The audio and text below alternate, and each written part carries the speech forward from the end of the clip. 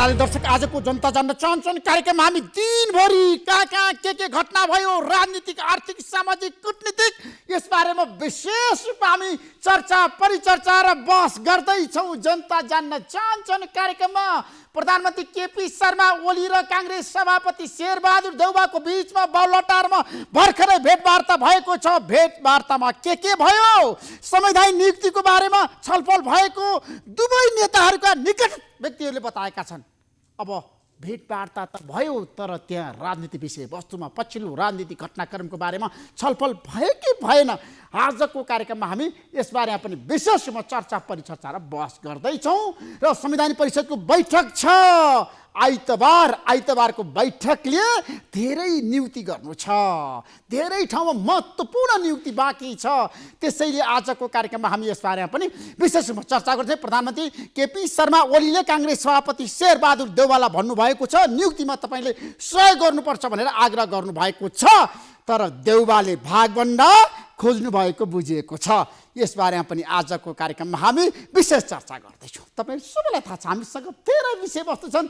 आजको जनता जान्न चाहन्छन् कार्यक्रममा नेपाली काङ्ग्रेसले 29 गतेको विरोध प्रदर्शनलाई सशक्त र प्रभावकारी बनाउनको लागि निर्देशन दिएको छ, कार्यकर्तालाई परिचालन गरेको छ र शीर्ष नेताहरू अब विभिन्न जिल्लामा गएर सम्बोधन गर्दै हुनुहुन्छ। यसबारेमा पनि आजको कार्यक्रममा हामी विशेष चर्चा गर्दैछौँ। काङ्ग्रेसले देशभरि प्रतिनिधि खटाएको छ र सत्तारूढ दलको पार्टीको नेपाल कम्युनिस्ट पार्टी भित्रको आन्तरिक द्वन्द्व यतिखेर जहाँको त्यही छ, समस्या समाधान हुन सकेको छैन। स्थायी समितिको बैठक एकसाथ स्थगन गरेर अनौपचारिक छलफलमा जुट्नुभएका शीर्ष नेताहरू संवादमा बसिरहनु भएको छ। प्रधानमन्त्री केपी शर्मा ओली र प्रचण्डको बीचमा संवाद त भयो दुई पटक, तर पनि सहमति निस्केन। अब के होला 28 गतेको बैठकमा प्रधानमन्त्री केपी शर्मा ओली जानु भएन भने पार्टीले कस्तो किसिमको एक्सन लिएला त? प्रचण्ड र केपी शर्मा ओलीको बीचमा सम्झौता होला त? माध्यमिकमा नेपाललाई एक्ल्याउनको लागि प्रधानमन्त्रीले चाल्नु भएको कदम कति सफल होला त? यसबारेमा पनि आजको कार्यक्रममा हामी विशेष रूपमा चर्चा गर्दैछौँ। विभिन्न ठाउँमा बैठकहरू भइरहेको छ र गुटको भेलाहरू भइरहेको छ। शीर्ष नेताहरू आफ्नै रणनीतिमा यतिखेर व्यस्त हुनुहुन्छ। उहाँहरूको रणनीति अब कस्तो छ, कसरी रणनीति बनाइरहनु भएको छ? प्रचण्डले कस्तो रणनीति बनाउँदै हुनुहुन्छ?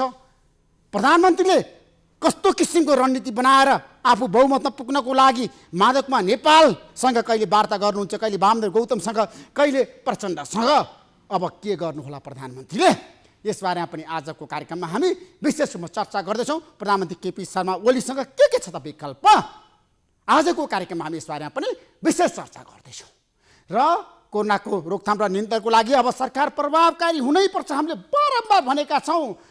प्रत्येक दिन 1000 भन्दा बढीको सङ्ख्या सङ्क्रमित भएका छन् र सङ्क्रमित हुनेहरूको पनि यतिखेर समस्या छ, उपचार गर्न नपाएर सक्रिय सङ्क्रमण पनि धेरै छ।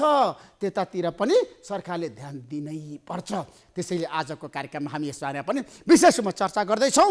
र अब नेपालमा खोप कहिले आउला बहस सुरु भइसक्यो।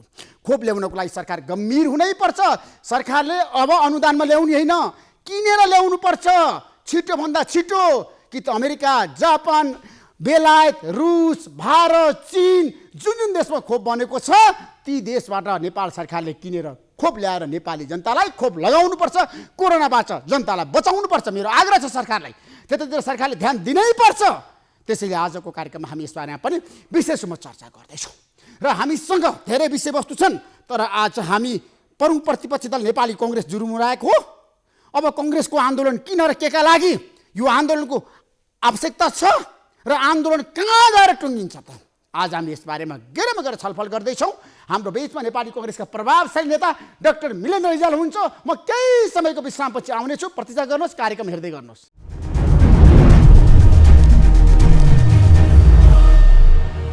यतिखेर हाम्रो बीचमा नेपाली काङ्ग्रेसका प्रभावशाली नेता पूर्व मन्त्री डाक्टर मिलेन्द्र रिजाल हुनुहुन्छ। डाक्टर साहब, तपाईँलाई म जनता जान्न चाहन्छन् कार्यक्रम स्वागत गर्न चाहन्छु। धन्यवाद। नेपाली काङ्ग्रेसले प्रधानमन्त्री केपी शर्मा ओलीको विरुद्धमा सडकमा जानको लागि पनि रामचन्द्र पौडेललाई कहिले कुट्छ अनि मात्रै हामी आन्दोलन गर्छौँ भनेर पर्खनुपर्ने स्थिति आयो है?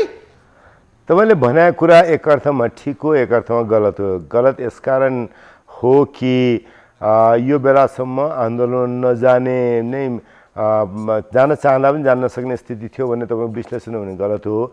जान चाहँदा पनि नहुने होइन कि हामीहरू देशमा जुन कोभिडको महाव्याधि थियो त्यसले गर्दाखेरि जनताको सुरक्षालाई पनि ध्यान दिनुपर्छ, सँगसँगै प्रतिपक्ष भूमिका पनि हामीले निर्वाह गर्नुपर्छ भन्ने थियो। तर रामचन्द्र पौडेल हाम्रो नेतामाथि जुन किसिमको आक्रमण भयो यसको त कुनै सीमा छैन। भने केपी शर्मा ओली यति तलसम्म झर्न सक्नुहुन्छ भन्ने मैले कल्पना पनि गरेको थिइनँ।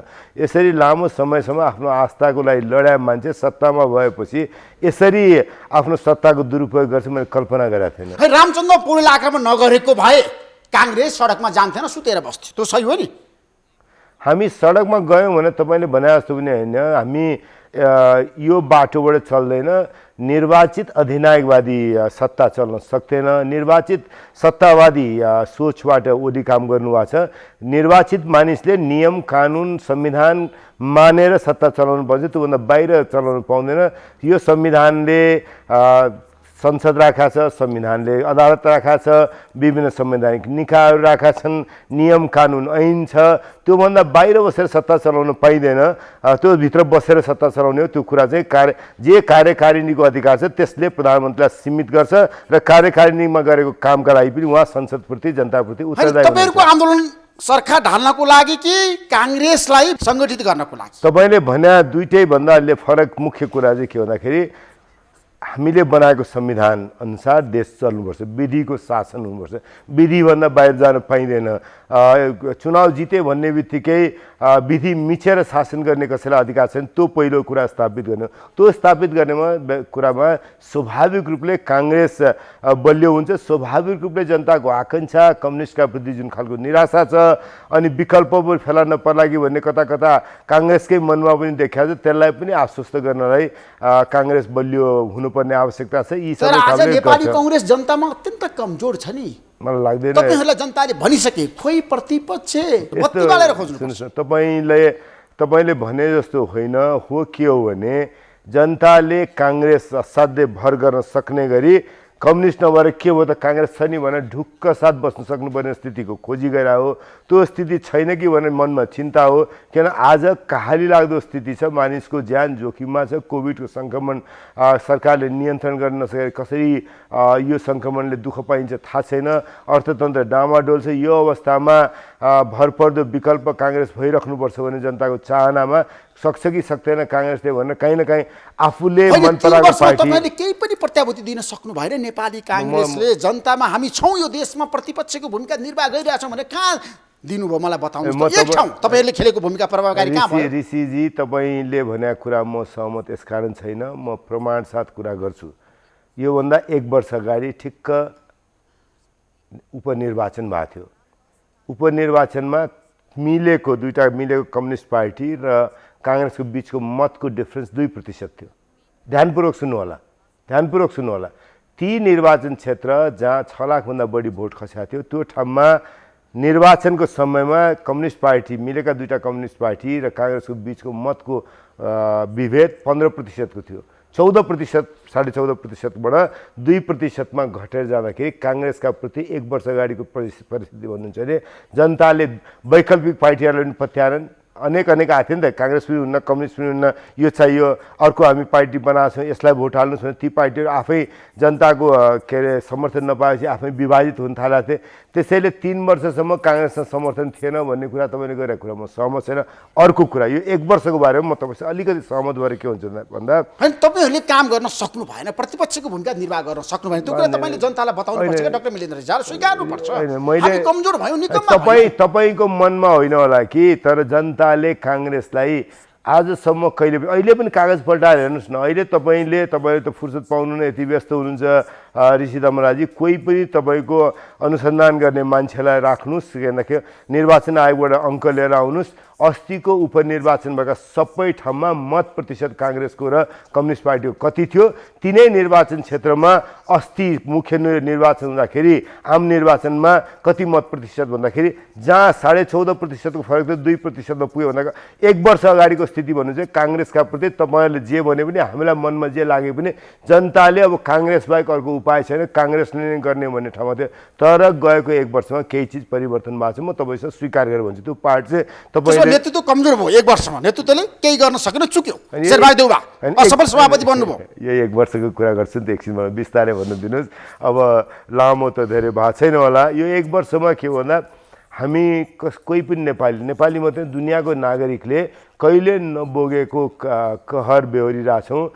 100 वर्ष यता यो खालको अवस्था अर्थतन्त्रको भएको थिएन, यत्रो माओवादी बेहोरेका थिएनौँ। दुनियाँभरि यो महामारी अहिलेको विश्वव्यापीकरणले गर्दाखेरि कहीँ कुनै देश पनि अछुतो नरहन सक्ने गरी महामारी फैल्यो। माओवादीबाट फैलिएपछि अर्थतन्त्र सङ्कुचित छ। हामीहरू के भन्दाखेरि अहिलेसम्म पनि मुखमा मास्कबाट निस्किने अवस्था छैन। खोप कहिले आउँछ हामीका थाहा छैन, कति सङ्क्रमण कति फैलिन्छ अझ त्यसलाई भन्न सक्ने अवस्था छैन।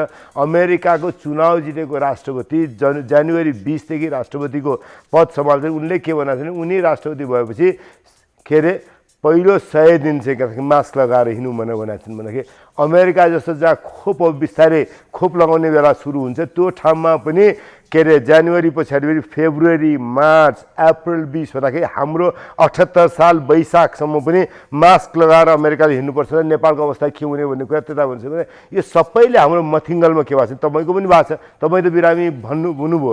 अब मलाई म अहिलेसम्म परेको छैन भगवान्को कृपाले, तर हामी जस्तो तपाईँ हामी जस्तो सार्वजनिक जीवनमा भएको मानिसहरू यसमा सधैँ जोगिएर पनि बस्न सक्दैन, आफ्ना काम त गर्नुपर्ने नै हुन्छ। त्यसैले के भन्दाखेरि अब आउने दिनमा पनि यसले कतिसम्म कहाँ पुर्याउँछ हामी कसैलाई पनि थाहा छैन। यो बेला तपाईँहरूले किन सरकारलाई दबाब दिन सक्नु भएन, किन भन्न सक्नु भएन बालोटारमा गएर सिंहदरबारमा गएर काम भएन तपाईँले छोड्नुपर्छ केपी शर्मा ओलीजी भनेर? हाम्रो छोड्ने होइन, हामीले चाहिँ छोड्ने केपी शर्मा ओलीले छोड्ने नछोड्ने चाहिँ केपी शर्मा ओलीको पार्टीले निर्णय गर्ने हो। संविधानको धारा के ध्यान दिनुहोस् भने उहाँ कसरी प्रधानमन्त्री हुनुभयो, बहुमत प्राप्त संसदीय दलको नेतालाई राष्ट्रपतिले प्रधानमन्त्रीमा नियुक्त गर्छन्। बहुमत प्राप्त संसदीय दल भनेको नेकपाको संसदीय दल। नेकपाको संसदीय दलको नेता केपी शर्मा ओली भएको हुनाले राष्ट्रपति विद्यादेवी भण्डारीले उहाँलाई प्रधानमन्त्री नियुक्त गर्नुभयो। त्यसैले उहाँ बाहेक हामीले केपी शर्मा ओलीलाई छोड्नुहोस् भने केपी शर्मा ओलीको सट्टा अर्को विकल्प कम्युनिस्ट पार्टीले दिने हो, त्यता नजाउँ। हाम्रो तपाईँहरू वर्तमान सरकारको विकल्प नखोज्ने पक्षमा हुनुहुन्छ? नखोज्ने पक्षमा होइन, यो केपी शर्मा ओलीले नै 5 वर्ष काम गर्नुपर्छ भने कांग्रेसको निष्कर्ष हो। डाक्टर मिलेन्द्र रिजाल छैन। के भन्छ एउटा कुरा हामीले के कुन आधारबाट सरकार बनाउने? काङ्ग्रेस सरकार कसरी बन्न सक्छ? काङ्ग्रेसको सरकार अर्को निर्वाचन भएपछि बन्ने हो नि त। काङ्ग्रेसको सरकार अर्को तरिकाले बन्दैन। कि त संसदमा बहुमत प्राप्त संसदीय दल नेकपा भन्ने रहेन भने, कुनै नेकपा भन्ने पार्टीको बहुमत भएन अथवा कुनै पनि एउटा पार्टीको संसदमा बहुमत भएन भने बल्ल के भन्दाखेरि कुन पार्टीको नेकपा फुट्यो भने कांग्रेसले सरकारको लागि दाबी गर्छ त्यतिखेर। त्यो पनि भनेन मैले, तपाईँले भनेको कुरा मैले यति मात्र भन्छु। म धेरै हेर्नुहोस् गर्दाखेरि अब यो तपाईँले पक्का पढ्नु भएको छ असम्भाव्य चिन्ता परिणाम भन्ने छ नि, नीति कथा छ संस्कृतमा। के भन्दाखेरि त्यो सबभन्दा गरिबले माथि सातु राखेको छ, त्यो सातु बेच्छु त्यसबाट यति कमाउँछु त्यसपछि यो गर्छु गर्छु गर्छु भन्दै भन्दै पछि यत्रो धनी हुन्छु भन्दाखेरि ल अनि पछि छोरालाई घोडाले हान्न थाल्यो भनेर त्यसपछि घोडालाई पन्छाउने लात हान्दाखेरि सातु फुटेर सातु नै छरिएर सबै जान्छ, गरिबीमा बस्छ। त्यसैले म त्यो असम्भाव्य चिन्ता गर्न तयार छैन। काङ्ग्रेसले आजको दिनमा सत्ताको चिन्ता गर्ने होइन, काङ्ग्रेसले सत्तालाई ठिक ठाउँमा लाउने, जनताका प्रति उत्तरदायी गराउने, विधिको शासनमा चल्ने बनाउने, संविधान अनुसार चल्ने बनाउने, कानुन अनुसार चल्ने बनाउने, जनताको पक्षमा काम गर्ने बनाउने, त्यो हाम्रो काम हो। कम्युनिस्ट पार्टी मिल्छन् कि फुट्छन् कि प्रधानमन्त्री एउटालाई बनाउँछन् कि अर्कालाई बनाउँछन्, हैन राणालाई तल गाएको काङ्ग्रेसले, पञ्चायत व्यवस्था ढालेको काङ्ग्रेसले, राज संस्था ढालेको काङ्ग्रेसले र संघीय लोकतान्त्रिक गणतन्त्र ल्याएको काङ्ग्रेसले आज केपी शर्मा ओलीको सामु आत्मसमर्पण गरिरहेछ नि त। छैन। तपाईहरु चुप हुनुहुन्छ, मौन हुनुहुन्छ, त्यो कुरा स्वीकार्नुस् के डाक्टर साहब? सुन्नुस् एउटा कुरा हेर्नुस्, मलाई इतिहासमा सबभन्दा कमजोर काङ्ग्रेस आज छ हाम्रो देशमा। 7 सालदेखि अहिलेसम्म इतिहास कोट्याउँदाखेरि हेर्दाखेरि निहाल्दाखेरि पढ्दाखेरि काङ्ग्रेस कमजोर भयो अहिले आएर। तपाईहरुको यो न्यारेटिभ यो भाष्यसँग म सहमत छैन। आजको दिनको परिस्थिति के हो म तपाईलाई भन्छु। आजको दिनको परिस्थिति यति जनता हत्या छ, यति जनता हत्या बेला मलाई चाहियो काङ्ग्रेस नभइकन मेरा कठिनाइबाट निस्कन सक्दिनँ भन्दाखेरि जनताले खोजे जस्तो काङ्ग्रेस चाहिँ हुन सकेको छैन। त्यसै काङ्ग्रेस हुन सकेन, सुन्नुस् जनताले खोजे काङ्ग्रेस के कारणले तपाईहरु त्यसै तपाई पहिला सुन्नुस् एउटा कुरा, काङ्ग्रेस इतिहासकै सबैभन्दा कमजोर काङ्ग्रेस होइन कि जनताको जुन चाहना छ नि काङ्ग्रेस देख्ने बित्तिकै ढुक्क साथ बस्ने मेरो काङ्ग्रेस छ, काङ्ग्रेसको कुनै नेतालाई देखाएर यो नेता छ मैले चिन्ता गर्नुपर्ने, हिजो गिरिजाप्रसाद कोइराला देखाएर जनताले मेरो गिरिजाप्रसाद कोइराला छन् भनेर भन्ने जुन अवस्था थियो त्यो अवस्था काङ्ग्रेसको भएन भन्नु चाहिँ त्यसलाई म स्वीकार गर्छु। तर आज इतिहासकै सबैभन्दा काङ्ग्रेस कमजोरको अवस्था होइन, तर काङ्ग्रेसले जुन जिम्मेवारी जनताले दिन खोजेको छ नि, जुन चाहना जनताको नि जस्तो काङ्ग्रेस होस् भन्ने चाहेको छ त्यस्तो काङ्ग्रेस चट्ट ढुक्क काङ्ग्रेस चाहिँ जेसुकै आओस्, कोभिड आओस्, अर्थतन्त्र बिग्रियोस्, केपी शर्मा ओली जस्ता मान्छे काम गर्न नसक्ने प्रधानमन्त्री हुन् अथवा के कम्युनिस्ट पार्टीको जे रडाको होस्, यो सबका बावजुद काङ्ग्रेस छ, हामी ढुक्क हुने पार्टी छ, हाम्रो फल्ला नेता छ भन्ने खालको चाहिँ परिस्थिति हामीले निर्माण गर्न सकेका छौँ। त्यसैले तपाईँहरूको टिप्पणीको आलोचनाको सीमा चाहिँ त्योभित्र रहनुपर्छ। हेर्नुभएको छ देशव्यापी रूपमा पनि घुम्नुहुन्छ, जनताको बिचमा पनि जानुहुन्छ। अहिले त जनताले भन्न थालिसक्यो राजा आऊ देश बचाऊ, कम्युनिस्टको विकल्प राज संस्था हो, कङ्ग्रेस हुन सकेन। सुन्नुहोस् न, मैले कस्तो भन्दाखेरि अब यो नारा दिनलाई त कसैलाई पनि केही गरेँ, मैले यसमा सन्देश लिनु, मैले सत्तो सराप गरेर हिँड्दैन। म तपाईँलाई एकदमै अनेस्टली भन्छु, म सङ्घीय लोकतान्त्रिक गणतन्त्रका प्रति पूर्ण रूपमा आस्थाले विवेकले प्रतिबद्ध मानिस हो। हामीले जुन राजनीति गर्यौँ लामो अनुभवका आधारबाट सङ्घीय लोकतान्त्रिक गणतन्त्र र समावेशी राजनीति मुलुकले बोकेर हिँड्यो, यसलाई अझ बलियो सशक्त बनाउनुपर्छ भन्ने। तर यसको विरोधमा बोल्ने अधिकार मुख थुन्ने होइन, यसको विरोधमा बोल्न दिनुहोस्, बोल्न नदिएर केही पनि हुन्। त्यसैले मैले त्यतातर्फ म आत्तिने पनि छैन।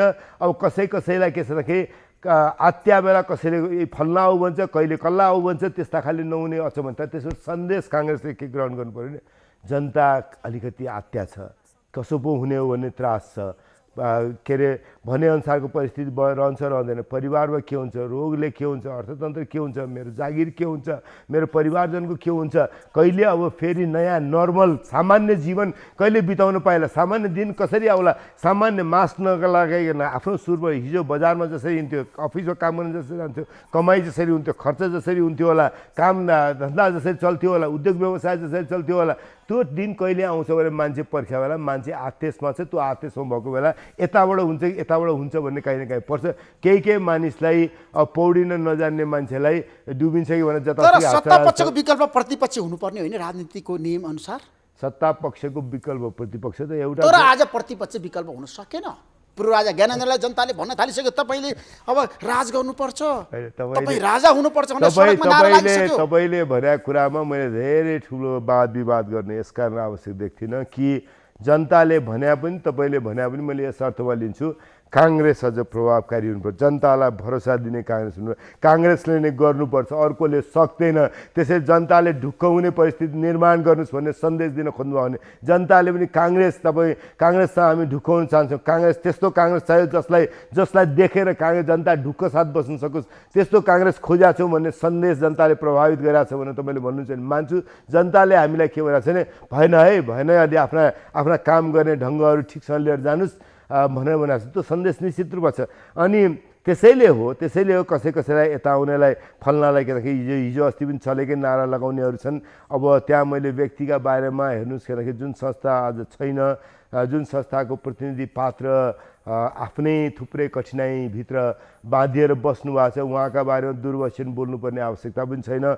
मैले मुलुकमा देखेको परिस्थिति अथवा अरू पार्टीहरू कोही जोडिन थालेछन्, कोही पार्टी आखिर 2-3 थरी पार्टी जोडिए नि त, मधेसका पार्टी 2टा जोडिए, यता नयाँ विकल्प पार्टी भन्ने जोडिए। यसबाट हामीले देख्ने बुझ्ने सन्देश काङ्ग्रेसको एउटा मान्छेको रूपमा, मैले नेपाली नागरिकका रूपमा, लोकतन्त्रवादीका रूपमा यो संविधानलाई मान्ने त्यो भाषा अरूलाई छोडिदिन्छु मैले, म त्यो भाषा बोले। मैले यति बुझ्ने यो संविधानप्रति प्रतिबद्ध, यो संविधानको बाटोबाटै नेपाल समृद्धिको बाटोमा जान सक्छ, यही बाटो यही जगमा जानुपर्छ भन्ने मान्यता राख्नेहरूले अलिकति ध्यानपूर्वक काम गर्नुपर्ने बेला चाहिँ, किनभने हामीले जनता आत्तिएको बेला आश्वस्त गर्न सकेका छैनौँ। त्यसमाथि पनि काङ्ग्रेसप्रति जनताले कहीँ पनि अप्ठ्यारो पर्दा काङ्ग्रेस खोज्छ, त्यो खोजेको काङ्ग्रेस चाहिँ अलि बढी आफ्ना के अरे लडाइँ फसादहरूलाई व्यवस्थापन नगर्न सकेर आफ्नै काममा मात्रै व्यस्त भएको अन्तर्मुखी काङ्ग्रेस होइन, जनतासँग मूल। अहिले खालि यसरी लिउँ, मैले एउटा 2टा वाक्य भन्नु पऱ्यो भने आफूमा भित्र को नेता हुन्छ, कहिले चुनाव हुन्छ भन्ने मात्रै सोच्ने काङ्ग्रेस। आज काङ्ग्रेसको नेताको काम चाहिँ काङ्ग्रेसमा भोलिको नेता हुन्छ, महाधिवेशन पहिले कसरी छान्छ भन्ने मात्रै, महाधिवेशन कसले भोट हाल्न पाउँछ होइन, गुटबन्दी गर्ने, गुटलाई जन्माउने, बलियो हुने आफू, पार्टी कमजोर होस् मतलब छैन। आज हामीले पाउने सन्देश के त्यति मात्रै ध्यान राख्ने काङ्ग्रेस चाहिँ भएन है। काङ्ग्रेसको मूल काम चाहिँ जनताका बिचमा हो, जनताका बिचमा प्रतिपक्षको रूपमा सरकारलाई विधिमा, कानुनमा, नियममा बाँधेर राख्ने हो, जनताका समस्याहरू समाधान गर्ने। त्यो गर्दै जाँदाखेरि आफ्नो व्यवस्थापनको पनि काम गर्ने काङ्ग्रेस चाहियो भन्ने सन्देश हो। त्यस सन्देशको रूपमा बुझ्यौँ भने हामीले आफ्ना काम आफैमा मस्त, भोलि नेता को हुन्छ, भोलि कता हुन्छ, महाधिवेशन को हुन्छ, जिल्ला सभापति को हुन्छ, क्षेत्रको सभापति को हुन्छ, यताको के हुन्छ मात्रै सोच्ने काङ्ग्रेस चाहिँ भएन। देशलाई समग्र रूपमा सोच्दै आफ्नो पनि महाधिवेशनलाई व्यवस्थापन गर्दै जाने काङ्ग्रेस खोजा छ भन्ने अर्थमा बुझ्नु। संघीय लोकतान्त्रिक गणतन्त्रको विकल्प तपाईँले देख्नु भएको छैन आजको दिनमा। हेर्नुहोस्, एउटा कुरा, कम्युनिस्टको विरुद्ध काङ्ग्रेस हुन्छ, गणतन्त्रको विरुद्ध राष्ट्र संस्था हुन सक्दैन। मेरो विचार सुन्नुहोस् न, तपाईँले मलाई यसरी तपाईँले एउटा मैले धेरै ठाउँ भनेको छु ऋषि धमराजी, अब मैले अहिले पनि तपाईँसँग दोहोऱ्याउन चाहन्छु। मेरो मान्यता, म लोकतन्त्रवादी मान्छे हुँ, म भगवान् आफूलाई मान्दैन। मेरो नेता बिपी कोइरालाले सत्य बहुआयामिक हुँदो रहेछ भन्नुभयो। नेल्सन मण्डेलाले लामो लडाइँ पछाडि पनि सत्यमाथि कसैको एकाधिकार छैन भन्ने भन्नुभएको छ। मेरा लागि के मानिसको सीमा हुन्छ भन्ने कुरा म स्वीकार गर्छु। त्यो सीमा स्वीकार गर्दाखेरि सङ्घीय लोकतान्त्रिक गणतन्त्र समावेशी राजनीति नेपालका लागि सबैभन्दा उपयुक्त हो। त्यही बाटोबाट अगाडि जान सक्छौँ भने हामीले संविधान बनायौँ।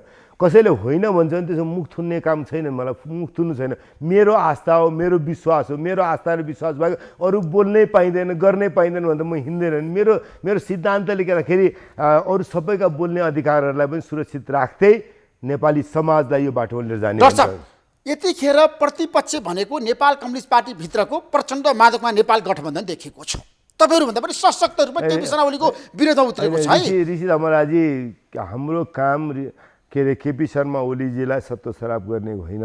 उहाँहरू प्रतिपक्ष हो भने, हेर्नुहोस् मेरो कुरा, उहाँहरू प्रतिपक्ष हो भने कि त केपी शर्मा ओलीलाई संविधान अनुसार चल्ने बनाउन सक्नु पर्यो, होइन भने संसद दलमा अर्को नेता छान्न सक्नु पर्यो। अनि के सशक्त, उहाँ सशक्त हुने भने के गर्ने? उहाँले गर्ने भनेको संसदीय दलमा केपी शर्मा ओलीको सट्टा अर्को नेता छान्न सक्नु पर्यो, होइन भने केपी शर्मा ओलीलाई नेपालको संविधान, नेपालको कानुनमा बाँध्न सक्नु पर्यो। दुईटै काम गर्न सक्नु भएको छैन। अनि कराएर ठुल्ठुलो स्वरले कराएर मात्रै, गाली गरेर मात्रै विपक्ष हुन्छ भन्ने कुरा म मान्दैन। होइन, पोल खोलाखोल गरेका छन् नि त शीर्ष नेताहरूले। तपाईलाई त काम लाग्यो, आन्तरिक द्वन्द्व विवाद छताछुल्लो भएर बाहिर आयो, तपाईँले गर्न सक्नुभयो। केपी शर्मा ओलीले तपाईँले भ्रष्टाचार गरेको छ भने भन्न सक्नुभयो कहिल्यै? ऋषि धमराजी, तपाईँलाई काम लाग्यो कि अहिले कल्पना गर्नुहोस्, एउटा कुनै टोलमा के अरे कसैको घर छ, त्यो घरमा दुईजना मान्छे दाजुभाइ झगडा गरिरहेछन्, मारामार गर्छ, उफ्रिरहेछन्, तिनका लागि त्यो महत्त्वपूर्ण हो, बाँकी सबै मान्छेको लागि होइन। त्यसैले मेरा लागि, आम नागरिकका लागि त्यो ठुलो राम्रो ओछ्यानमा केपी शर्मा ओली सुत्नुहुन्छ कि, प्रचण्ड सुत्नुहुन्छ कि, माधव नेपाल सुत्नुहुन्छ कि, कसले प्रधानमन्त्रीको के अरे सिंहासनमा बस्नुहुन्छ, आम नागरिकको त्यो चासो सरकारको विषय होइन। तपाईँलाई समाचार हरेक दिन लेख्नलाई चासो होला, एकछिन रमाइलो के भन्दाखेरि त्यो के अरे खाना खाँदाखेरि अचार खोजे जस्तो अचार चाहिँ बन्ला। उहाँहरूको लडाइँ झगडा गाली गलोज अचार मात्रै हो, त्योभन्दा बियोन्ड भएको छैन। के अरे स्वादै जिब्रोको लागि काम लाग्यो होला, राजनीतिमा स्वादै जिब्रो राख्नका लागि त्योभन्दा बियोन्ड मैले देखाएको छैन। त्यसैले मैले आजको दिनमा के अरे प्रतिपक्षले गर्ने, रचनात्मक प्रतिपक्षले गर्ने, कोभिडको बेला गर्ने, नेपालको इतिहासको सबभन्दा लामो पार्टी, सबैभन्दा ठुलो दुःख कठिनाइको बेला जनताले पत्याउने पार्टीले त्यो भरोसा जनताको बिचमा निर्माण गर्न सक्नु पर्यो। खालि आफ्नो पार्टीको महाधिवेशनमा मात्रै कन्सन्ट्रेट गर्नु भएन, जनताको बिचमा। नेपाल कम्युनिस्ट पार्टी भित्रको झगडाको कुरा गरिरहेको छु मैले। यतिखेर प्रधानमन्त्री केपी शर्मा ओली असफल हो, राजीनामा दिनुपर्छ भनेर प्रचण्ड माधवमा नेपाल भन्नुहुन्छ, अनि तपाईँहरू भन्नुहुन्छ सत्तामा बस्नुपर्छ, 5 वर्ष केपी शर्मा ओली प्रधानमन्त्री बन्नुपर्छ भनेर कङ्ग्रेसले भनेको छ। मैले भनेको छैन, मेरो एकदमै सिम्पल कुरा छ। तपाईँलाई हेर्नुहोस् न, मैले भन्न पाएको छैन, तपाईँले मेरो आफ्नो कुरा मेरो मुखमा हाल्न खोज्नु भएको छ। यो कम्युनिस्ट पार्टी भन्ने फुट्यो भने म रुएर बस्दैन। म नेपालमा कम्युनिस्ट अहिलेको जस्तो यो सत्ता के अरे निर्वाचित सत्तावादी सोचबाट चलेको कम्युनिस्ट पार्टी जुन छ, अथवा एकदम केही पनि संसद इत्यादिसँग उत्तरदायी नभएर एकदम कडा के अरे शासन गर्न सक्ने खाले उहाँहरू भन्नुहुन्छ नि एकदम के अरे कार्यकारी राष्ट्रपति चाहियो भने संसदप्रति उत्तरदायी नहुने जे मन लाग्यो त्यही गर्न पाउने खालको एकदम तानाशाही खालको शासन चाहियो भन्ने खालको उहाँहरूको सिद्धान्त छ। त्यो सिद्धान्तलाई नेपाली जनताले विकल्प ठान्ने अवस्था नरहोस्, जनताले भोट हाल्दाखेरि पनि कम्युनिस्ट पार्टी चाहिँ विकल्प हो भन्ने स्थिति नहोस् भन्ने राजनीति निर्माण हुनुपर्छ भन्ने पक्षको मान्छेले मैले अहिले के भन्दाखेरि उहाँलाई गाली गर्ने पनि केही जरुरत भएन। मैले गर्ने के भन्दाखेरि उहाँ 5 वर्ष टिक्नुपर्छ भन्ने मेरो चिन्ता होइन, टिक्नुहुन्छ टिक्नु प्रचण्डजीको चिन्ता हो, प्रचण्डजीको माधवजीको चिन्ता। केपी शर्मा ओली केपी शर्मा ओलीको नेतृत्व सरकार ढाल्नुपर्छ भन्ने पक्षमा हुनुहुन्न आज होइन। मैले भने नि म निरपेक्ष छु। म यो कम्युनिस्ट पार्टी भन्ने पार्टी सत्तामा ठिक छ काम गरेन, यसको विकल्प निर्माण गर्नुपर्छ, यसको विकल्प काङ्ग्रेसले दिनुपर्छ। तर आजको दिनमा अर्को निर्वाचन नभइकन हामीले विकल्प दिन सक्दैनौँ। अब विकल्प कम्युनिस्ट पार्टीले नै संसद दलको नेता परिवर्तन गर्यो भने अर्को मान्छे छान्न सक्छ। अब कम्युनिस्ट पार्टी एउटा कम्युनिस्ट पार्टी रहेन भने अर्को राजनीति होला। मैले उनीहरूको झगडामा गएर यिनका सुन्नुहोस् दुईटा दाजुभाइ अंशमा झगडा गरेर मैले त्यहाँ गएर के गर्ने? त्यहाँ काम छैन मेरो काम के अरे काङ्ग्रेसको काम जनताका बिचमा छ, काङ्ग्रेसको काम संसदमा छ, काङ्ग्रेसको काम सत्तालाई विधिको बाटोमा लिएर जान्छ। किन हामी रमित हेर्ने? ओली र प्रचण्डको झगडामा हामीलाई रमित हेर्नुपर्ने छैन? काङ्ग्रेसमाथि त गम्भीर आरोप छ नि कम्युनिस्ट नेताहरूको, धुप बालेर बसेको छ कम्युनिस्ट पार्टी फुटोस् भनेर। नफुटे मलाई फुट्दाखेरि रुनुपर्छ भन्ने के छ? कम्युनिस्ट पार्टी व्यवस्थापन गर्न नसकेर फुट्छ भने मैले रुने? उहाँको चिन्ता हो नि त पार्टी जोगाएर राख्ने। हिजो के भनेर जोड्नुभयो? के कुरा त्यही देखेर यही बाटो भनेर देउनुभयो। जनतालाई त्यही भन्नु होइन। हामी अब एउटा नयाँ पार्टी बनाऊँ, स्थिर सरकार दिन्छौँ। पहिले त गठबन्धन थियो, ढुक्क हुनुहोस्, एउटा पार्टी बनाउँछौँ, भोट हाल्नुहोस्, हामी तपाईँको पक्षमा काम गर्छौँ, समृद्ध नेपाल बनाउँछौँ, सुखी नेपाली बनाउँछौँ, स्थिर सरकार दिन्छौँ, 20 वर्ष 40 वर्षको लागि विकल्प दिन्छौँ भने उहाँले भने हामीले भने हो। त्यो गर्न सक्नु भने म किन रुने?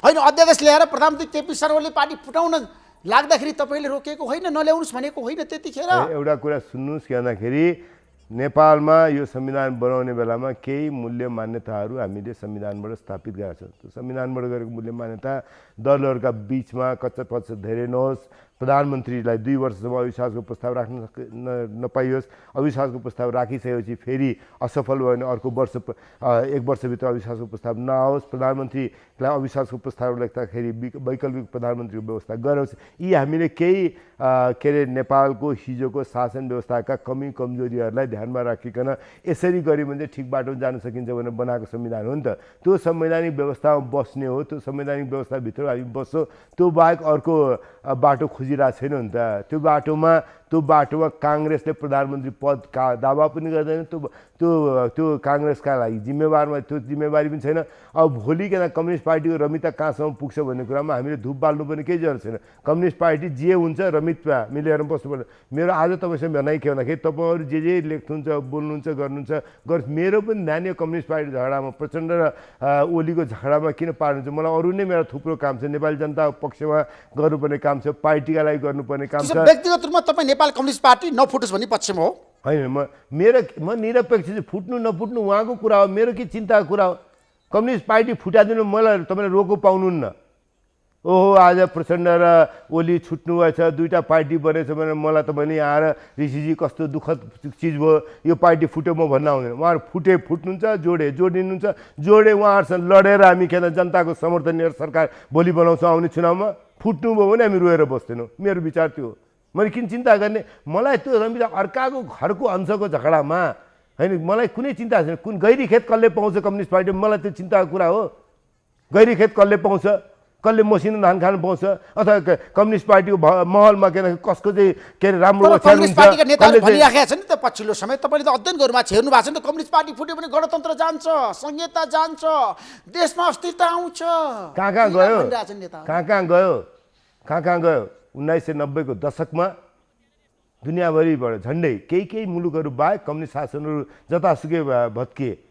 कहिले नसकिने के अरे सोभियत युनियन कलाप्स गर्यो, गयो नि त। दुनियाँ जहाँको त्यही छ त, दुनियाँ त अगाडि नै बढाएको छ त। भन्दाखेरि कम्युनिस्ट नेपाल चाहिँ केही मुलुकहरू मध्येको मुलुक हो जहाँ अहिले पनि कम्युनिस्ट विकल्प बाँकी रहेछ। त्यसैले इतिहासको गतिमा स्वाभाविक रूपले या त उहाँहरू लोकतान्त्रिक रूपान्तरण हुँदै जानुपर्छ या लोकतान्त्रिक दलहरू नै एकअर्काको विकल्प हुन सक्छन्। त्यो राजनीतिमा पुग्न नेपाल सकेका छैन, पुग्नलाई अझ मद्दत होला, उहाँहरूको लोकतान्त्रिकरण होला, फुट्नुभयो भने लोकतान्त्रिकरण होला, अहिले सत्ता चलाउन नसक्दाखेरि हामी पनि यो कठिनाइमा पर्यो। मैले भने कम्युनिस्ट पार्टी मात्रै यो कठिनाइमा पर्छ भने होइन, यो सत्ता असाध्य होइन। हिजो सम्झनुहोस् 48 सालमा हाम्रो विकल्प एमाले थिएन। सडकबाट तपाईँलाई ढाल्नको लागि त्यतिखेर तत्कालीन एमाले सडक आन्दोलन गरेको होइन, गिरिजाप्रसाद कोइरालाले राजीनामा दिनुपर्छ तर भनेको होइन। उहाँले ढाल्न गरेर भयो के? संसद विघटन त हामीले नै गऱ्यौँ नि त, गरे होइन? अब 56 सालमा पनि हामी यति बलियो थियौँ, कम्युनिस्ट पार्टी हाम्रो विकल्प हुन सक्दैन थियो। हामीले 3टा प्रधानमन्त्री फेरि कृष्णप्रसाद भट्टराई, गिरिजाप्रसाद कोइराला, शेरबहादुर। असाध्य बलियो सत्ता भएपछि सत्ताले प्रतिपक्ष सत्ताको विकल्प हुन नसक्ने, गभर्मेन्ट इन वेटिङको अवस्थामा प्रतिपक्ष नहुने, प्रतिपक्षले वैकल्पिक सरकार दिन नसक्ने अवस्था भएपछि सत्ताको लडाइँ चाहिँ जुनसुकै पार्टीमा पनि व्यवस्थापन कठिनाइ हुन्छ। हामी यो कठिनाइहरू बेहोर्याउँ। मैले यति मात्रै भन्ने हो, उहाँहरू यो झगडामा एउटा रहनुहुन्छ, 4वटा बन्नुहुन्छ, 5वटा बन्नुहुन्छ, मेरो सरकारको विषय होइन, मेरो सरकारको विषय यति मात्रै हो, यो पार्टी अझ लोकतान्त्रिक हुँदै जान्छ जाँदैन, 1 रहँदा 5 हुँदाखेरि लोकतान्त्रिक बाटोमा जान्छ जाँदैन। नेपालको संविधानको लोकतान्त्रिक पद्धति छ, दुनियाँले मानेको के अरे लिबरल डेमोक्रेटिक प्रोसेस छ। त्यो लिबरल डेमोक्रेटिक आइडियल्समा यो पार्टी रूपान्तरित हुँदै जान्छ कि जाँदैन, त्यो कुरा मेरो चासो न। 2टा मान्छे बस्ने, एकजना केपी शर्मा ओली बस्ने, एकजना प्रचण्ड बस्ने, तेरो आज यो पद गयो, तेरो पद यो भयो भने माथिदेखि तलसम्म के हुकुम प्रमाङ्गी गरे। दुईजना अध्यक्षहरूको हुकुम प्रमाङ्गीबाट पार्टी पनि आएन। यसरी काङ्ग्रेस बन्दैन। दुईटा काङ्ग्रेस मिल्दाखेरि महासमितिको बैठक गरेर विधान नयाँ बनाएर अनि तलदेखि समायोजनको प्रक्रिया जोडिया हो। उहाँहरू जस्तो निर्वाचित महासचिव ईश्वर पोखरेल तिम्रो आजदेखि महासचिव गयो, अर्को मान्छे महासचिव हो, अर्को मान्छे सचिवालय बन्यो, त्यो नयाँ एउटा युनिट बन्यो, त्यसमा 9 जना मान्छे यसरी छानिए, कसको आदेशमा बन्यो? स्थायी समिति बन्यो, फल्ना भए, कागजमा बस्छ 2टा मान्छेले हुकुम प्रमाङ्गी। हिजो राजा महाराजाले गरेर यसरी बनाएको त्यसरी काङ्ग्रेस बन्दैन। त्यस्तो चरित्रको पार्टी नेपालमा हुनुहुँदैन। पार्टी लोकतान्त्रिक हुनुपर्छ। यो झगडाबाट उहाँहरू लोकतान्त्रिक कङ्ग्रेस त्यसरी चलाउनु भएको छ नि त। आज शेरबहादुर देउवाले त्यसरी चाहिँ चलाउनु भएको छैन कि। शेरबहादुर देउवाले भन्दा राम्रोसँग मेरो अब तपाईँलाई अरूले के भन्छ थाहा छैन, शेरबहादुर देउवाले चलाएको भन्दा राम्रोसँग काङ्ग्रेस चलाउन सकिन्छ भन्ने मान्यता म राख्छु। त्यो आउने महाधिवेशन आज शेरबहादुर देउवाले चलाएर काङ्ग्रेस उहाँले उहाँको हातमा बिथोल्न जाने होइन, तर आउने महाधिवेशनमा शेरबहादुर देउवाले भन्दा राम्रोसँग काङ्ग्रेस चलाउन सक्ने मान्छेलाई सभापति बनाउनुपर्छ भन्ने विचारको मान्छे त मैले के भन्दाखेरि शेरबहादुर देउवाले त्यसरी चलाएको छ भने तपाईँले फेरि कम्युनिस्ट पार्टीसँग जोड्नु भने त्यो गलत कुरा हुन्छ। होइन, शेरबहादुर देउवा र केपी शर्मा ओली र प्रचण्डमा केही फरक छैन भन्नेहरू छन् नि जनतामा। त्यो भन्ने छ के गर्ने त्यो भन्ने कुरा मैले पनि सुनिरहेको छु, तपाईँले पनि सुन्नुभएको छ। म त्यो कुरासँग असहमत छु। कसरी तपाईँ असहमत हुन्छ? शेरबहादुर देउवाले जे गर्नुभएको छ राम्रो गर्नुभएको छ, आजको दिनमा कम्युनिस्ट पार्टी हाँक्न असफल हो। शेरबहादुर देउवाको के अरे आदेशबाट काङ्ग्रेस पार्टीको कुनै महामन्त्रीको पद जाँदैन। म केन्द्रीय सदस्य हुँ, निर्वाचित केन्द्रीय सदस्य हुँ, मेरो पद जाँदैन। एकाएक भोलि बिहान उठाके शेरबहादुर देउवाले भन्नु मिनेन्द्र जाल आजदेखि केन्द्रीय सदस्य छैन गयो भने हुन्न, उहाँको पार्टीमा जान्छ, कम्युनिस्ट पार्टीमा जान्छ। प्रचण्ड र केपी ओलीले हिजो त्यसरी पार्टी चलाएको होइन, उहाँहरूको आदेशमा मान्छे एउटा पदबाट गयो। कतिजना केन्द्रीय सदस्य गए? पहिलो केन्द्रीय समिति कत्रो थियो? प्रचण्डजीले लिएर आएको केन्द्रीय समिति गयो कहाँ? केपी शर्मा ओली ल्याउनु केन्द्रीय समिति कहाँ गयो? उहाँहरूले ल्याएको पोलिट ब्युरो कहाँ पुग्यो? उहाँहरूको सचिवालय कहाँ पुग्यो? उहाँहरूको आदेश हो। काङ्ग्रेस पार्टीमा त्यो हुँदैन। हिजो काङ्ग्रेस र काङ्ग्रेस प्रजातान्त्रिक मिल्दाखेरि त्यसरी भएन। त्यसै हाम्रो र उहाँहरूको प्रक्रिया फरक छ स्पष्ट रूपमा। त्यसैले तपाईँले सबै एउटै हुन् भनेर यस्तो कुरा गरेर त शेरबहादुर देउवा, प्रचण्ड र केपी शर्मा ओलीमा को बढी लोकतन्त्रवादी त? शेरबहादुर देउवा। कसरी जस्टिफाई गर्नुहोस् तपाईँ? शेरबहादुर देउवा पार्टीलाई लोकतान्त्रिक ढङ्गले चलाउनुपर्छ। शेरबहादुर देउवाले आज शशाङ्क कोइरालाको महामन्त्री पद गयो आजदेखि। अब आजदेखि महामन्त्री चाहिँ अर्को कोही मान्छे नाम निकालेर ल मिनेन्द्र जाल महामन्त्री बन्न सक्नुहुन्छ।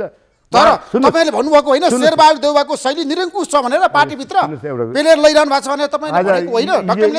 एउटा कुरा सुन्नुहोस्, हिजो प्रचण्ड र ओली मिलेर ईश्वर पोखरेल तिम्रो महासचिव गयो, आजदेखि विष्णु कामरेड महासचिव हुनुभयो भने होइन? पाइन्छ काङ्ग्रेसमा त गर्न? पाइँदैन नि, पाइँदैन कुनै हालतमा। शेरबहादुर देउवाको नेतृत्वमा आज शेरबहादुर हिजो मैले उहाँलाई सघाइनँ, उहाँ चुनाव जित्नु मानिरहेको छु, मैले उहाँलाई सघाएको आउने महाधिवेशनमा मैले शेरबहादुर देउवाभन्दा राम्रो काङ्ग्रेस चलाउन सक्ने मान्छेलाई समर्थन गर्ने हो, सभापति बनाउन लाग्ने हो। मैले हेर्नुहोस् भन्दाखेरि सबै चिजको सेन्स अफ प्रपोर्सन हुनुपर्छ। शेरबहादुर देउवासँग मेरो शेरबहादुर देउवासँग मैले गर्ने विरोधको अथवा कुनै अर्को काङ्ग्रेसले गर्ने विरोधको भोलि शेरबहादुर देउवाभन्दा अझ प्रभावकारी सभापति खोज्न सकिन्छ कि सकिँदैन, आजै पनि शेरबहादुर देउवालाई अझ प्रभावकारी रूपमा काङ्ग्रेस चलाउने बनाउन सकिन्छ कि सकिन्न भन्ने सीमाभित्र हो। तपाईले सक्नु भएन नि शेरबहादुर देउवालाई राम्रोसँग सुझाव पनि दिनु भएन, सहयोग पनि गर्नु भएन, उहाँलाई सुधार्न पनि सक्नु भएन र 5 वर्षसम्म कांग्रेस कहाँ पुग्यो त्यो एउटा कुरा तपाईले मलाई समीक्षा गर्दै हुनुहुन्छ। गलत पात्र दुईटा कारणले फेला पार्नु भएको छ यो विषयमा। एउटा कुरा के भन्दाखेरि तपाईले मलाई जति उचाले पनि म के अरे नचाहिने किसिमले मलाई म जोसँग असहमत छु सबै एकै खाले मान्छे हुन् भनेर म बोल्न तयार छैन। एक दोस्रो कुरा काङ्ग्रेसभित्रको के अरे नेतृत्वको प्रतिस्पर्धाको बारेमा मैले गर्ने कुरालाई तपाईँले के भन्दाखेरि जसरी गरे पनि हुन्छ भन्ने त्यो एक्सट्रिममा म जान्छु भने तपाईँले भन्नु म जान्न, मेरो त्यो स्वभाव पनि होइन। तेस्रो कुरा र महत्त्वपूर्ण कुरा शेरबहादुर देउवाको बारेमा अरुचिकर टिप्पणी गर्ने कसैलाई खोज्नुहुन्छ भने मिनेन्द्र रिजाल पात्र होइन। मिनेन्द्र रिजालले शेरबहादुर देउवाको बारेमा आलोचना गर्दा उहाँसँग असहमत हुँदा पनि एउटा सीमा र एउटा परिधिभित्र बसेर गर्छ।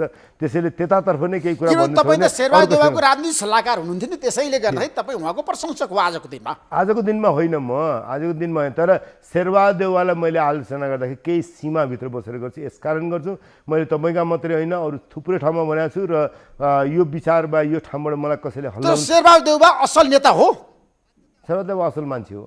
अब शेरबहादुर देउवा हिजो असल नेता हुनुहुन्थ्यो, उहाँको नेतृत्वमा काम गरेर अब भोलि 14औं महाधिवेशनमा शेरबहादुर देउवाभन्दा के अरे प्रभावकारी काङ्ग्रेसको नेता फेला पार्न सकिन्छ कि सकिन्न भन्नुहुन्छ भने मलाई लाग्छ प्रभावकारी नेता फेला पार्न सकिन्छ, शेरबहादुर देउवाभन्दा प्रभावकारी सभापति बनाउन सकिन्छ। त्यही बाटोमा म लागेको छु। शेरबहादुर देउवालाई आज जति प्रभावकारी हुनुहुन्छ त्योभन्दा बढी प्रभावकारी बनाउन सकिन्छ सकिन्न भन्दाखेरि सकिन्छ। त्यसैले उहाँलाई पार्टीभित्र यो भएन सभापति तपाईँले गएर मिलेन भनेर उहाँको बुझाइरहनु भएको छ नि त होइन, पार्टी कार्यालय दर्ता गरिरहनु भएको छ नि त शेरबहादुर देउवाले काम गर्न सक्नु भएन भनेर भन्ने तपाईँहरू 27 जना होइन। शेरबहादुर देउवा योभन्दा बढी प्रभावकारी बनाउन सकिन्छ। एक शेरबहादुर देउवालाई महाधिवेशन आयोजना गर्नका लागि अझ बढी के अरे दबाब सृजना गर्न सकिन्छ। दुई तर तेस्रो कुरा के अरे शेरबहादुर देउवाले गर्नुभएको केही कुराहरू के हाम्रो पार्टीको विधानभन्दा बाहिर पर्यो भन्ने कुरा हाम्रो विचार प्रेस गरेका छौँ एउटा वैधानिक बाटोबाट, त्यति हो। त्योभन्दा बियोन्ड तपाईँले के भन्दाखेरि शेरबहादुर देउवा मलाई के अरे म उहाँसँग असहमत भए पार्टीको नेतृत्व उहाँको नेतृत्व सट्टा अर्को नेतृत्व खोजी गरेँ भन्ने बित्तिकै उहाँलाई मैले सत्तो सराप गरेँ। त्यो एउटा कुरा तपाईँलाई म भन्छु, हात जोडेर भन्छु, मेरो कुरा सुन्नुहोस् 1 मिनट। म गिरिजाप्रसाद कोइरालासँग असहमत हुँदाखेरि पनि काङ्ग्रेस प्रजातान्त्रिकको माइनोट लेख्ने बेलामा केही साथीहरूले गिरिजाप्रसाद कोइराला बारेमा लेखेको भाषा अरुचिकर हुँदाखेरि मैले भने यो भाषा लेखिँदैन माइनोटमा। आज पनि काङ्ग्रेस प्रजातान्त्रिकको माइनोट पल्टाएर हेर्नु होला। म पार्टीको जुन बेलादेखि प्रचार विभागको प्रमुख सुरुदेखि थिएँ, पछि प्रवक्ता पनि भएपछि त्यस पछाडिको हरेक माइनोट लेख्नेमा मेरो मुख्य भूमिका छ। कुनै पनि माइनोट पल्टाएर हेर्नुहोस् गिरिजाप्रसाद कोइरालाको आलोचना गर्दा पनि एउटा सीमाभित्र बसेर गएको छु। मैले कहिले पनि म जोसँग असहमत छु त्यो नेतासँग गर्दाखेरि एउटा सीमा बिर्सेर मैले गिरिजाप्रसाद कोइरालालाई गाली गर्दाखेरि जुन हदमा पनि गाली गर्ने मैले हेर्नुहोस् गर्दाखेरि यो संविधान मान्ने नेतालाई एउटा ठाउँमा हाल्छु, त्यसपछि लोकतन्त्र मान्नेलाई एउटा ठाउँमा राख्छु, काङ्ग्रेसभित्रका नेताहरूलाई गर्ने कुरा एउटा राख्छु। हरेक चिजको एउटा सीमा हुन्छ, प्रपोर्सन हुन्छ। त्यो प्रपोर्सनभित्र बसेर शेरबहादुर देउवासँग मेरो असहमतिको त्यो मैले बुझाएको छु। केपी शर्मा ओलीसँग के हो असहमति त्यो बुझाएको छु। त्यसपछि यो संविधानलाई पल्टाउन चाहनेहरूसँग के असहमति त्यो बुझाएको छु। यो के अरे अहिंसाको होइन हिंसाको बाटोमा जान सक्ने खोज्ने मान्छेहरूकोसँग असहमतिको सबै छ। एउटै हदको एउटै सीमाको एउटै दर्जाको असहमति छैन। त्यसैले त्यही सीमा सही त्यही दर्जामा बसेर म आफ्ना विमतिहरूलाई प्रकट गर्छु। त्यसो 14औं महाधिवेशन तपाईँ शेरबहादुर देउवा क्याम्पमा जान सक्नुहुन्छ? महामन्त्री तपाईँलाई बनाउन सहमत हुनुभयो भने जानुहुन्न तपाईँ? मेरो अभिरुचिको विषय शेरबहादुर देउवाको क्याम्पमा अब तपाईँ फर्कनुहुन्न डाक्टर मिलेन्द्र रिजाल। मैले भने नि म शेरबहादुर देउवाको क्याम्प भनेर क्याम्प पनि रहनु हुँदैन र हिजोका कुनै पनि स्थायी गुटहरू रहनु हुँदैन भन्ने मान्यता राख्छु। तर गुटको तपाईँ प्रतिनिधित्व गरिरहनु भएको छ। होइन आजको रामचन्द्र पौडेलको गुटमा तपाईँ हुनुहुन्छ। सुन्नुहोस् म जुन समूहमा आबद्ध छु त्यो समूहको नेता रामचन्द्र पौडेल हुनुहुन्छ र मेरो चाहना मेरो बस चल्दाखेरि मैले गर्न सकेँ भने काङ्ग्रेसमा 5-6 जना सभापतिको उम्मेदवार भयो भने काङ्ग्रेसको स्थायी प्रकृतिको गुटबन्दी सदाको लागि अन्त हुन्छ भन्ने मान्यता राख्छु। त्यसो रामचन्द्र पौडेलले आगामी महाधिवेशनपछि काङ्ग्रेसको सभापति बन्नुपर्छ भन्ने पक्षमा तपाईँ हुनुहुन्छ? मैले त्यो ठ्याक्कै भन्नु, सिधा प्रश्न सिधा उत्तर दिनु तपाईँ डाक्टर साहब। म आजको दिनमा को सभापति बन्नुपर्छ भनिरहेको छैन। म तपाईँलाई एकदमै भन्छु, एक मलाई के राखे फल्नालाई हटाउनै पर्छ भन्ने भाषा म बोल्दिनँ। शेरबहादुर देउवाको विकल्पलाई खोज्नुपर्छ भन्ने पक्षमा तपाईँ हुनुहुन्छ? मैले भने नि तपाईँलाई म शेरबहादुर देउवाभन्दा अझ प्रभावकारी सभापति काङ्ग्रेसमा बनाउन सकिन्छ। अहिले एकजना मात्रै देखिरहेको छैन, बढी देखाएको छ। मेरो चाहना डाक्टर शशाङ्क कि शेखर कि विमलेन्द्र नीति कि प्रकाश मान सिंह कि अर्जुन नरसिंह केसी कि प्रकाश शरण महत कि राम शरण महत को त? अनि यो काङ्ग्रेसको बताउनुहोस् न अब। काङ्ग्रेसको सभापति कसलाई बनाउने भन्ने कुरा हो। रामचन्द्र पौडेललाई तपाईँ आज सभापति बनाउन नचाहने कङ्ग्रेस पार्टीभित्र? मैले काङ्ग्रेसको सभापति कसलाई बनाउने भन्ने कुरामा मेरो पनि केही भूमिका त होला नि भोलि। त्यसैले आज म जुलुस लगाएर हिँडिरहेको छैन, जुलुस लगाउने मान्छे पनि होइन। अब कतिजना उम्मेदवार हुन्छन् थाहा छैन, 4 जना हुन्छन्, 5 जना हुन्छन्, 2 जना हुन्छन्, 3 जना हुन्छन्, थाहा छैन।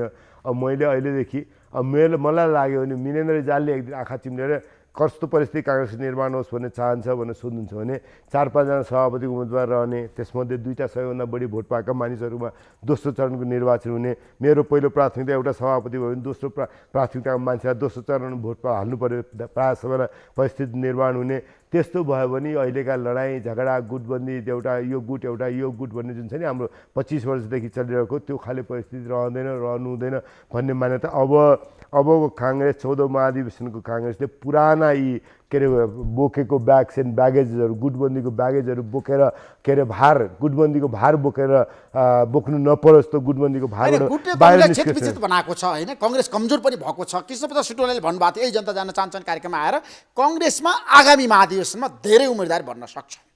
त्यो सही हो? मैले त आफू उम्मेदवारीको तयारी गरिरहेको पनि बताउनु भएको छ। मैले भने सक्छन् सक्दैनन् हेर्दै जाउँ। धेरै उम्मेदवार सभापतिको हुनुपर्छ, महामन्त्रीको धेरै उम्मेदवार हुनुपर्छ, उपसभापतिको धेरै उम्मेदवार हुनुपर्छ, चुनाव जित्नेहरूले पार्टी चलाउनुपर्छ, हार्नेहरूले बिस्तारै क्रियाशील राजनीतिभन्दा अर्को बाटोमा जानुपर्छ भन्ने मान्यता राख्छु। म चुनाव लड्छु, म हारेँ भने म क्रियाशील राजनीतिमा रहन्छु। तपाईँ महामन्त्रीको उम्मेदवार हो? कुन क्याम्पबाट हो? मैले भने नि म उम्मेदवार हो त्यति भन्छु। चुनाव जितेँ, पार्टीका साथीहरूले पत्याउनु भयो, पार्टीमा त्यही अनुसार काम गर्छु।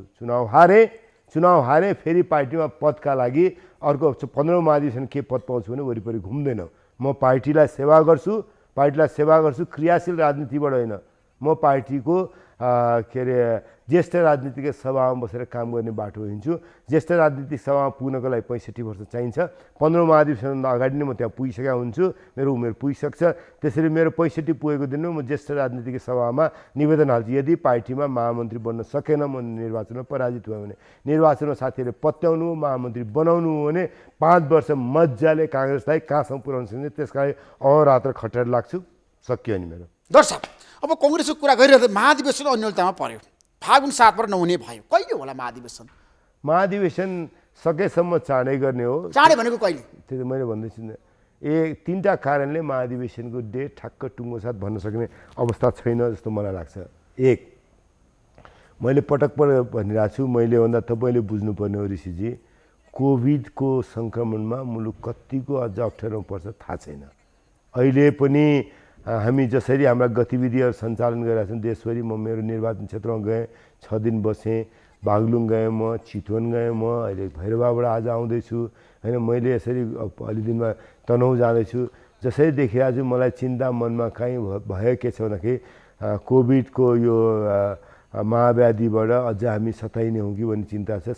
भगवान्लाई प्रार्थना गर्छु त्यस्तो नहोस्, त्यसबाट उम्किने हामी चाँडै उम्किन सकौँ। हामी कति चाँडै उम्किन्छौँ त्यसले हाम्रो महाधिवेशनलाई प्रभावित गर्छ। 1, दोस्रो कुरा, सभापतिले जति के अरे डाइनामिजमबाट महाधिवेशनको बाटोमा पार्टीलाई लिएर जानुपर्ने थियो त्यो सक्नु भएको छैन भन्ने मलाई लाग्छ। त्यसैले हाम्रो 16 बुँदे 27 जना लेखेर दिएको कुरामा पनि तपाईँले त्यस रूपमा पढ्नुभयो भने हुन्छ। अर्को, हामीहरू नै सभापतिको विपक्षमा बसेका मानिसहरूले पनि जसरी एउटा राम्रो ढङ्गको दबाब सृजना गर्नुपर्ने हुन्छ, सभापतिलाई पनि ल सभापतिजी महाधिवेशन चाहिँ यसरी पुगौँ भन्ने एउटा बाटो निकाल्नुपर्ने हो। त्यो काम हामीले पनि गर्न सकेका छौँ। त्यसैले 3टा बेग्ला कारणले महाधिवेशन कहिले होला भन्ने कुरा चाहिँ अप्ठ्यारोमा परेको छ। अब आजको संविधानले के अरे भदौभन्दा पर्तिर महाधिवेशन जान सक्दैन, फागुनमा गर्न सक्ने स्थिति, त्यसो भदौभित्रै महाधिवेशन हुन्छ काङ्ग्रेसको। फागुनमा गर्न सक्ने स्थिति बिस्तारै हाम्रो हातबाट उम्किएर जाँदैछ। त्यसैले यो 2टा कुरा ध्यानमा राखेर अहिले मैले भन्ने यति मात्रै हो कि मङ्सिर मसान्तभित्र क्रियाशील सदस्यता जसले लिइसक्छ ती मान्छे मात्रै आउने महाधिवेशनमा पार्टीको अधिवेशनको प्रक्रियामा जोडिन पाउन्। वार्डमा हुने अधिवेशन, टोलमा हुने अधिवेशनमा मङ्सिर 2077 साल मङ्सिर मसान्तसम्म क्रियाशील सदस्य भएको मानिस मात्रै यो प्रक्रियामा संलग्न हुन पाओस्। त्यो हामीले एउटा बाटोमा पुग्यौँ र मङ्सिर मसान्तको कटअफलाई मान्यौँ। त्यस पछाडि केही क्रियाशील सदस्यतामा विवादहरू रह्यो भने त्यसलाई के अरे छानबिन समितिले चाँडै तय गर्यो भने फागुन 7 को सट्टा फागुन 10 मा, फागुन 7 को सट्टा फागुन 15 मा अथवा फागुनको 29 मा अथवा चैतको 2 मा गर्न सक्ने अवस्था हुँदैन भन्ने छैन। त्यो गर्न सकेन भने कठिन नेतृत्व तयार छ आजको दिनमा कांग्रेसमा हैन। कांग्रेसमा स्वाभाविक रूपले नै त्यहाँ ठाउँमा पुग्छ राजनीति भन्ने लाग्छ। हेर्दै जाउँ न, मैले कांग्रेसको राजनीतिमा सुन्नुहोस् न ऋषिजी, मैले कांग्रेसको राजनीतिमा को मूल्याङ्कन विश्लेषण गर्ने होइन कि कांग्रेस राजनीतिको त म एक्टिभ पात्र हुँ, क्या क्रियाशील पात्र हुँ।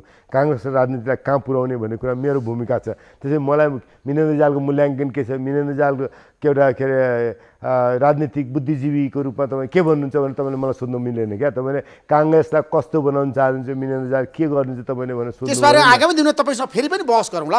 राष्ट्रपति विद्यादेवी भण्डारीको भूमिका ठिक छ कि बेठिक छ? पछिल्लो समय उहाँले पार्टीभित्रको आन्तरिक व्यवस्थापन गर्नुपर्छ, दुवै नेता मिल्नुपर्छ, केपी शर्मा ओली प्रचण्ड भनेर बारम्बार भन्नुभएको छ। सही कदम हो। मैले पटक पटक तपाईँकै पनि अर्को एउटा कार्यक्रममा भनेको थिएँ र त्यो कुरा दोहोऱ्याउन चाहन्छु। लामो व्याख्या गर्ने समय पनि नहोला।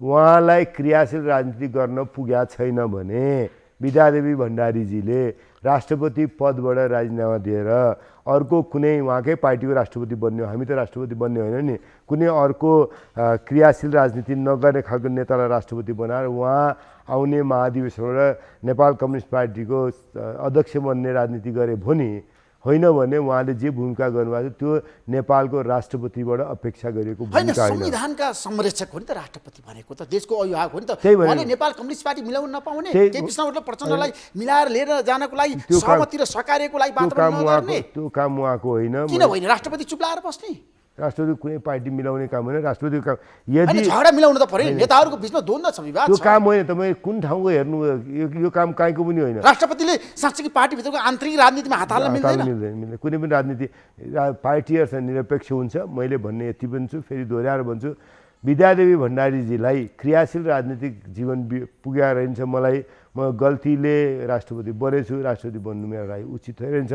मैले अहिले पनि कम्युनिस्ट पार्टीको राजनीतिमा योगदान गर्न धेरै बाँकी रहेछ भन्ने उहाँलाई लागेको छ भने उहाँले सरक्क राष्ट्रपतिबाट राजीनामा दिने, उहाँको पार्टीको अर्को क्रियाशील राजनीतिक जीवनमा नजाने मान्छेलाई राष्ट्रपति बनाउने, उहाँ कम्युनिस्ट पार्टीको अध्यक्ष बन्ने बाटोमा जानुभयो भने उहाँलाई पनि सहज हुन्छ, हामीलाई पनि सहज हुन्छ, देशलाई पनि सहज हुन्छ।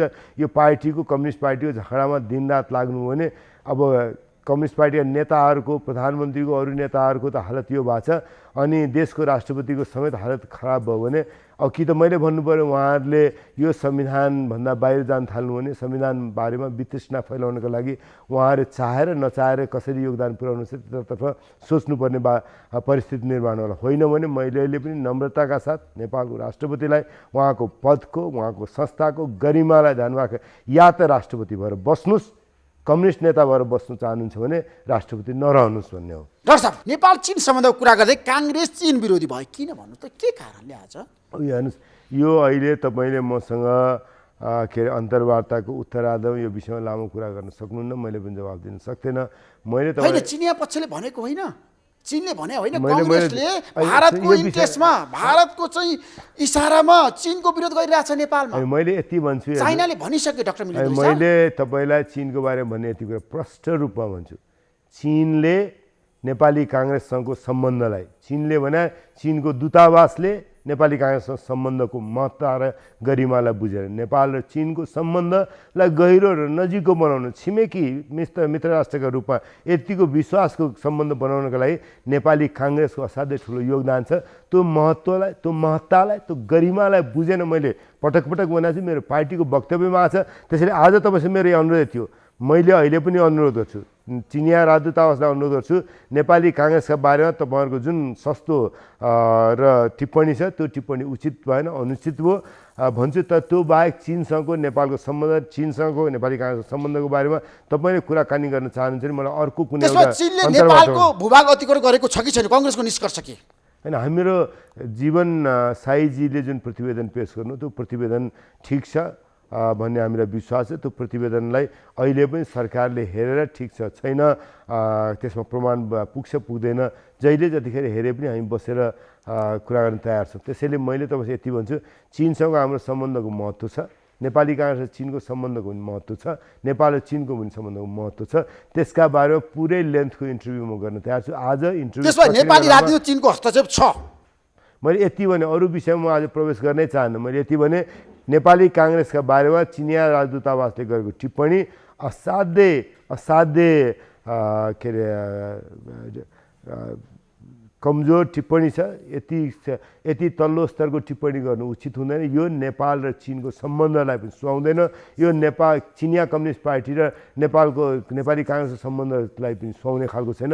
यस्तो खालको टिप्पणी, अपाच्य हुने खालको टिप्पणी, यस्तो हलुको टिप्पणी आउनु हुँदैन भन्ने मेरो धारणा छ। Thank you so much doctor Milendra Rijal. धन्यवाद। समय दिनु तपाईँलाई म धेरै धन्यवाद दिन चाहन्छु। तपाईँलाई पनि मैले बोलाउनु भयो, त्यसका लागि धन्यवाद दिन्छु। तपाईँको कोभिडबाट भर्खर निस्किनु भएको छ। कोभिड नै केही नभए जस्तो खालको तपाईँको रूप अहिले पनि देखिएको छ। अझ बढी तन्दुरुस्त हुनुहोस्, स्वस्थ बन्नुहोस्, त्यही तपाईँलाई शुभकामना। हस्, नमस्कार।